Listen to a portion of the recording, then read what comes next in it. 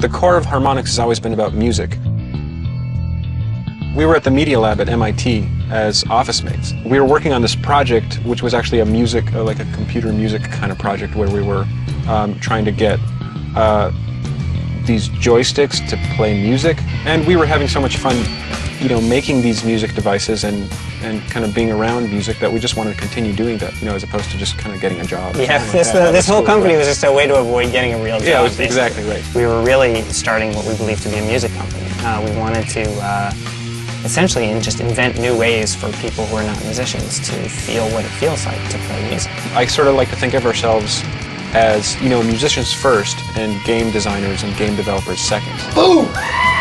I mean, it was really important to us early on that we made Harmonix like super fun to be at. Over the course of this decade, it's always been important to us that it maintained this like small group feel. Rock Band, I think, is something that we've had like in our sort of DNA as a company like since the beginning. Rock Band is kind of a turning point. It's both a culmination in the sense that we've taken all of our past experiences and they've all kind of fused into this one colossal experience, but it's also, you know, kind of a departure point for where we see this kind of gameplay and experience and community continuing on.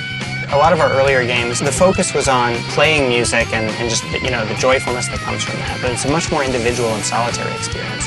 I think one of the huge new domains that we're really trying to tackle in Rock Band is the aspect of music making, which is togetherness. Just that this kind of intense togetherness that comes from a group of people making music together, which is someplace we haven't really been before and is a real part of the essence of what makes Rock Band so special.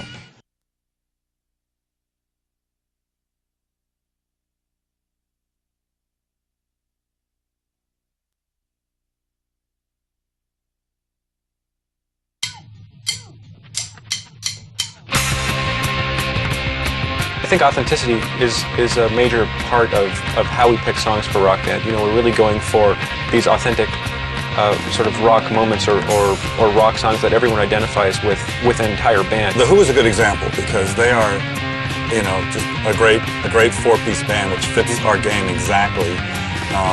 You know, they have a great drummer that everyone admires and great guitar. They have everything.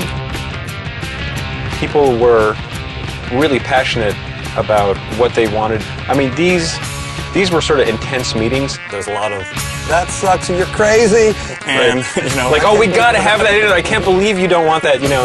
And meanwhile, you're also trying to span a nice range, right? You want to go all the way from like 60s bands to 70s, 80s, and, you know, all the way up to today. And genres. We want to have, you know, some metal, some hard rock, some punk rock, some classic rock. We want to have all that kind of stuff. We really wanted to focus in on the on-disc songs to make sure we kind of really nailed those. Those were supposed to be, you know, really representing the core of what Rock Band is. On the disc, we're going to end up with a large percentage of master recordings this time around, which is great. There's a certain real energy that happens when you're playing a live show. I mean, when you have 4 players all playing together in the same room, it is amazing how much that really simulates the band dynamic of, you know, maybe dealing with one guy that isn't so good and everybody, you know, rooting for him, but maybe at the same time being annoyed, you know, getting band interactions, people getting mad at each other, people arguing about what songs they're gonna play. It's like that's what it's like to be in a band, and it's so exciting to see that really mimicked in a video game. That's right, even the politics. Yeah, exactly.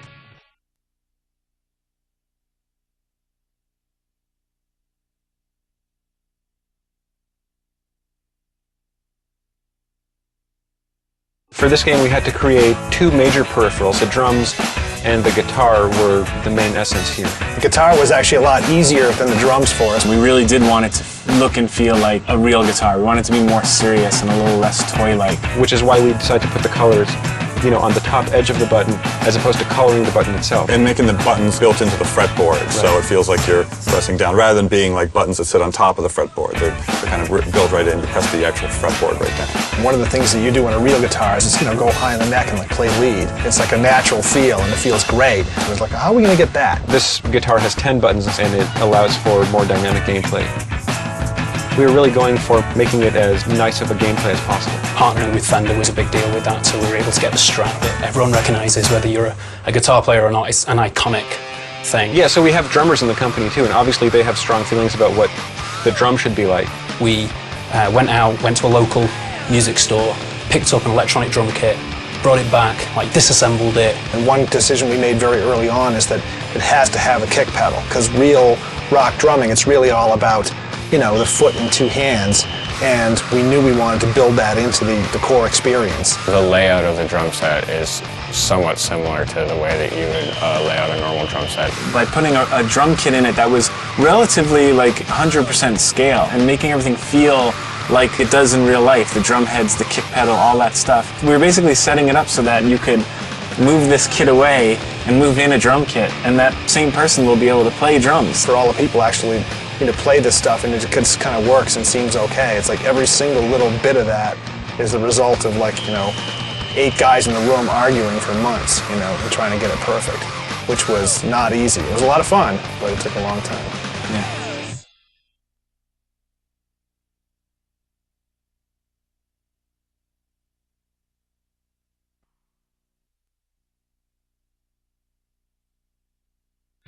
The style originates from like pure American rock and roll. David Lee Roth. Jimi Hendrix. Aerosmith. We kind of diverged by incorporating elements of British rock and roll. David Bowie, Motorhead. The Who is a good example. You can actually build, your sort of dream rock style. We opted to go for a more simplified form with very sharp, hard sculptural edges. That's across the clothes, the faces and bodies of the characters. And so we kind of tried to reduce the detail level and just pull out the key details that would kind of give the characters a little bit of personality. We didn't want to do the video gamers version of rock and roll style. We wanted style, real style. I just wanted to have a lot of armor, leather, fur, that kind of thing. Our new animation system is going to kill our old animation systems. It's going to look so much better. Now we've got real rock and rollers at mocap shoots. We've got a lot of moves that are just authentic because they had real musicians doing it. Real guitarists, drummers, all that stuff. We teamed up with some really amazing performers and suited them up and stuff, and it totally paid off. We call somebody, they come in, and we strap them up in the suit, and we basically play metal, and they do all their stage moves. But right from the start, I wanted long shots of characters. We've learned that stuff really matters. You get the wide shots where you can really see everything going at once, and that's the wow moments.